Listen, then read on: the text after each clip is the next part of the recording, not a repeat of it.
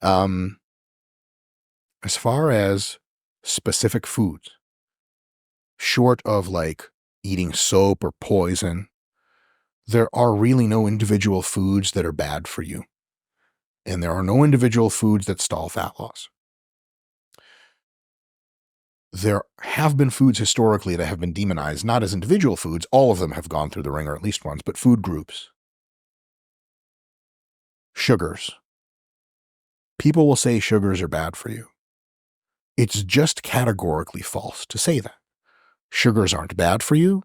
Sugars are no more prone to adding body fat or making body fat loss any more difficult. It's a non-starter. In direct evidence, in theory, the whole gamut. Nowadays, it's fun to poke fun at sugar and at carbs. Back in the 80s and 90s, if you told someone you were health conscious and then you put butter on something, they were like, listen, you're going through some psychiatric problems. We should probably get you checked into a center. Because you were delusional. Because everyone knew that saturated fat especially just straight up killed you where you stood. And you were never going to get lean eating a diet high in fats. They were also wrong.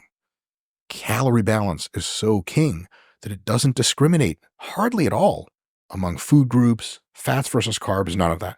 So the myths of fats are too high or carbs are too high or sugars are too high, they're just that, myths.